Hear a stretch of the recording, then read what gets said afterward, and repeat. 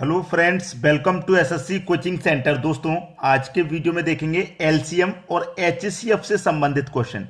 तो आज आपको दो पार्ट मिलेंगे। अभी मैं आपके लिए जो करा रहा हूं ये दोस्तों पार्ट 1 है एलसीएम और एचसीएफ का। इसका दूसरा पार्ट भी मिलेगा, ठीक है।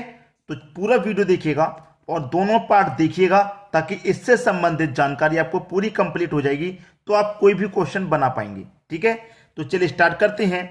पहला प्रश्न है, वह न्यूनतम पूर्ण वर्ग संख्या क्या होगी जो 12, 15, 25 से पूर्णतः विभक्त हो। ठीक है, तो 12, 15, 25 से एक मैं आपको छोटी सी बात बता देता हूं कि यहां पे क्या कह रहा है, से। ठीक है, अगर से कह दे तो आपको एलसीएम निकालना है। अगर से की जगह को कह दे, ठीक है, जैसे 12, 15, 25 को पूर्णतः विभक्त कर दे, सिर्फ इस से और का अंतर है।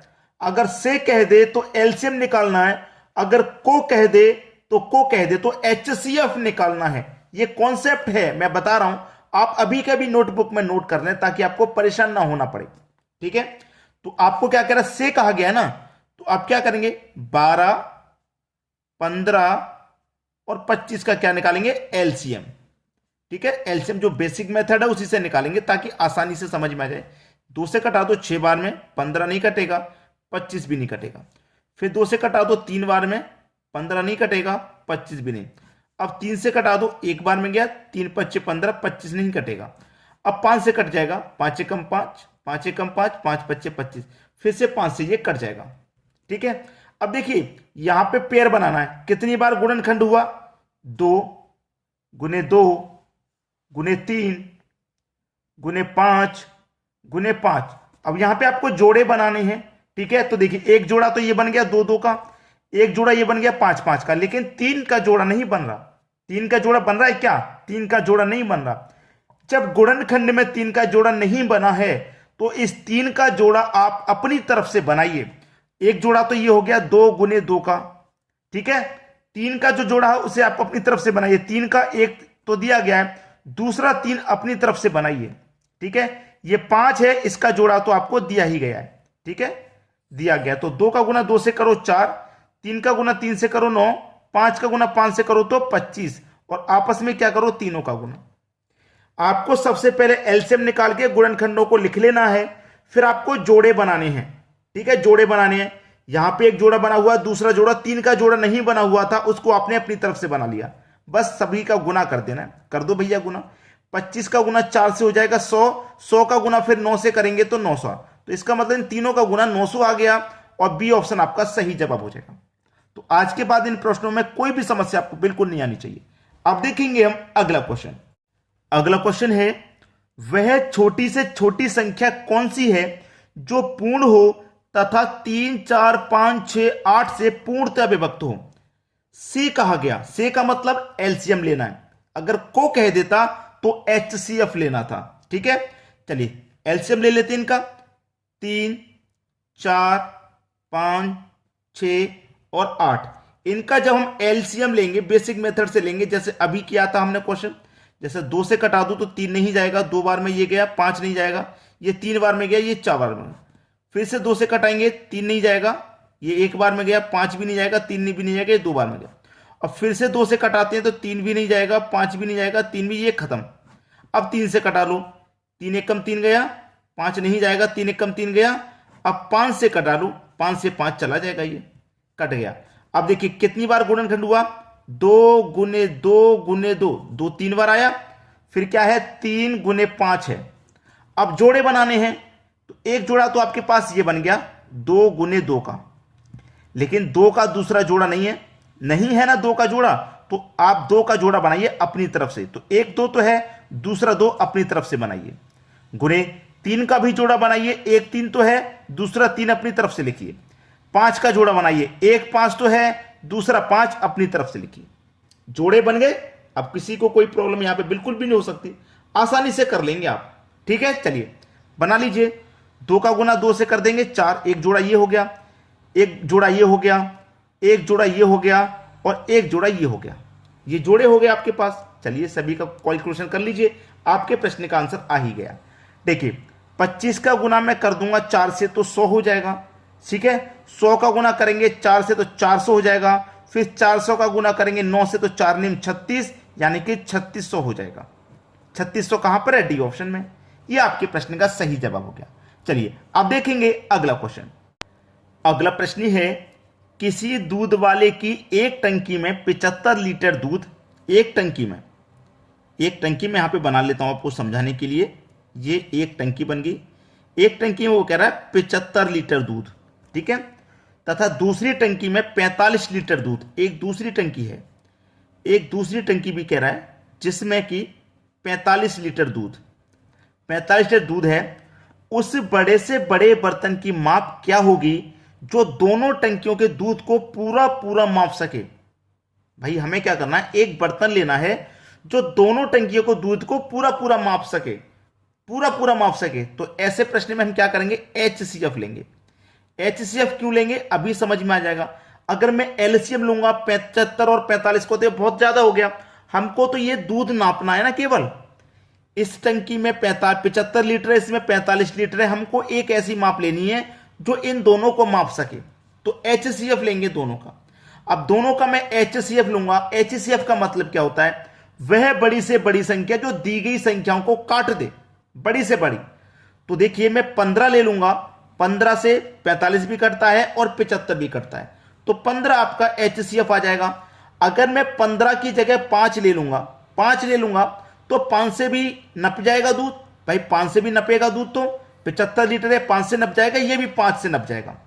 लेकिन हमें क्या करना है, हमसे जो कहा गया है वो कहा गया है कि बड़े से बड़े बर्तन की माप। तो 5 लीटर का जो बर्तन है वो छोटा हो जाएगा, 15 लीटर का जो बर्तन है वो बड़ा हो जाएगा। अब मैं 25 लीटर का ले लूंगा तो 75 तो नाप लेंगे, उससे 45 नहीं नपेगा।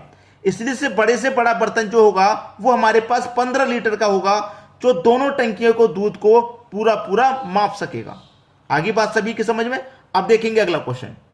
अगला क्वेश्चन है, दो टंकियों की धारिता क्रमशः 120 लीटर तथा 56 लीटर है। वह बड़े से बड़े माप की डिब्बा होगा जो प्रत्येक टंकी के द्रव को पूरी तरह नाप दे, पूरी संख्या नाप दे।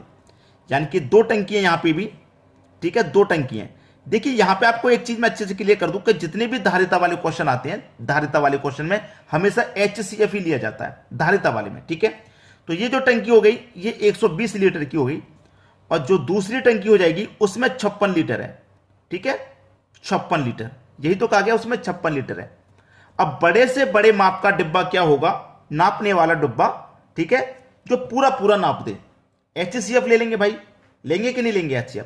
अब देखिए 120 और 56 का HCF ले लो आप, 120 और 56 का HCF। तो यहां पे जो हम HCF लेंगे भाई, जो हम HCF लेंगे वो क्या हो जाएगा, 8 हो जाएगा, क्योंकि 8 से 120 भी कटता है, 56 भी कटेगा। अगर मैं 8 से बड़ी कोई संख्या लेता हूं, 8 से बड़ी 10 ले लूंगा या 16 ले लूंगा, तो 16 से कटेगा क्या, नहीं कटेगा। 12 ले लूंगा, 12 से कटेगा क्या, नहीं। 8 हो गया इनका HCF, ठीक है, जो दोनों संख्याओं कट रहा है, 8 हो गया, ठीक है, 8 हो गया हमारा HCF हो गया 8 लीटर। यानी कि जो हमारा बर्तन होगा वो 8 लीटर का होगा जो इन दोनों को नापेगा। लेकिन 8 लीटर ऑप्शन में नहीं है। ऑप्शन में देखिए, ऑप्शन में क्या दिया गया, लीटर में ऑप्शन में नहीं दिया गया, लीटर में नहीं दिया गया, कोई बात नहीं, नहीं दिया गया। अब ये देखिए 1 लीटर में कितने सेंटीमीटर होते हैं, 1 लीटर में याद रखना 1000। भाई 1 लीटर में कितना आता है, 1 लीटर में कितना आता है, 1000 आता है, यानी कि 1000 सेंटीमीटर क्यूब। तो 8 लीटर हमारा HCF आया है, तो 1 लीटर में जब 1000 आता है तो 8 लीटर में कितना आएगा भैया, 8000 आएगा, 8000 सेंटीमीटर क्यूब। खत्म, सी ऑप्शन बिल्कुल सही जवाब हो गया। तो सभी के समझ में आंसर अच्छे से समझ में आ गया। अब देखेंगे अगला क्वेश्चन। अगला प्रश्न है, 6 घंटियां एक साथ बजनी आरंभ हुई, यदि वे घंटियां क्रमशः 2, 4, 6, 8, 10, 12 सेकंड के अंतराल से बजें तो 30 मिनट में कितनी बार ये इकट्ठी बजेंगी। देखिए 2, 4, 6, 8, 10, 12 का जो LCM आएगा, हमें क्या करना है, इनका LCM लेना है। 2, 4, 6, 8, 10, 12 का हमें क्या करना है, LCM लेना है। तो इनका जो LCM आएगा वो कितना आएगा, 120 सेकेंड। ठीक है। 120 सेकंड क्यों आएगा, क्योंकि हमारे पास ये सेकंड के अंतराल पे तो बज रही है, तो एलसीएम जो आएगा वो भी सेकंड में आएगा, यानी कि 120 हमारा एलसीएम आएगा इनका। तो 120 सेकंड का मतलब क्या हो गया, 2 मिनट। ठीक है, 2 मिनट हो गया, 120 सेकंड का मतलब हो गया 2 मिनट। अब उसने कहा है कि 30 मिनट में कितनी बार ये इकट्ठी बजेंगी, जबकि 2, 4, 6, 8, 10, 12 सेकंड के अंतराल से बजे, तो 30 मिनट में वे कितनी बार बजेंगी। ठीक है, देखिए 1 सेकंड में 2 बार, मतलब एक बार, जब एक बार कब बजती है, 2 मिनट में। यहां पर उसने कह दिया कि 30 मिनट में, जब 2 मिनट में एक बार बज रही है तो 30 मिनट में वो कितनी बार बजेगी, 15 बार बजेगी। लेकिन 15 आपके ऑप्शन में है नहीं। क्यों नहीं है, मैं अभी बता देता हूं क्यों नहीं है। यहां तो हमें जो समय दिया गया है वो दिया गया है कि 30 मिनट में कितनी बार बजेंगी। भाई 30 मिनट में, जब 2 मिनट में एक बार बज रही है तो 30 मिनट में वो 15 बार बजेगी।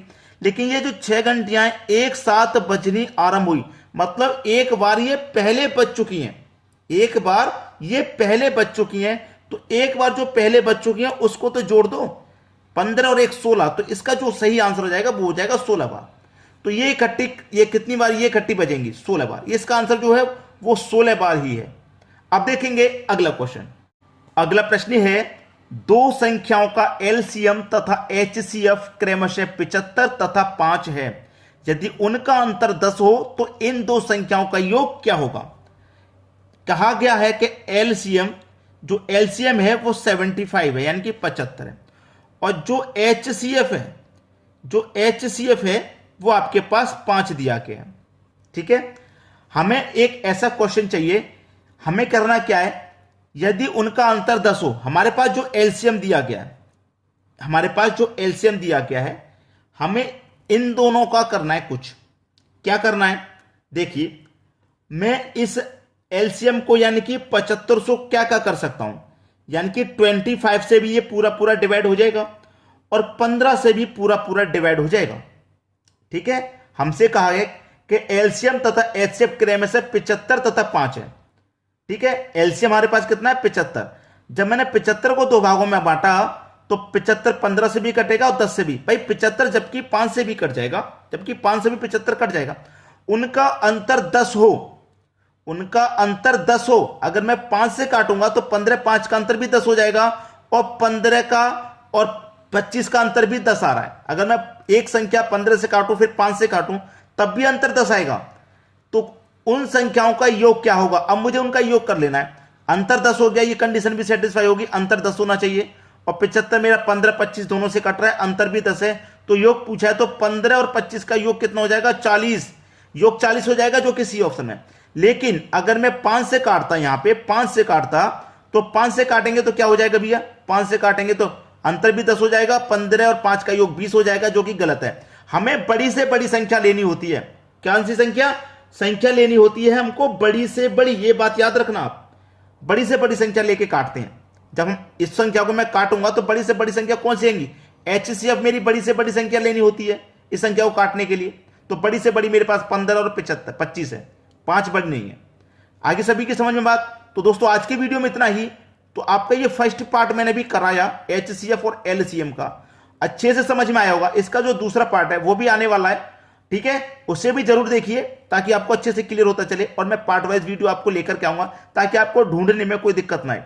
कोई भी वीडियोस आपको चाहिए पार्ट वाइज आप देखेंगे तो अच्छे समझ में आ जाएगा। ठीक है, चलिए अब देखेंगे इतना ही आज की वीडियो में। ठीक है, नेक्स्ट वीडियो के लिए आपको समय के जो आपको टाइमिंग है वीडियो का हमारा, उसी टाइमिंग पे आपको वीडियो मिलेगा। ठीक है दोस्तों, धन्यवाद।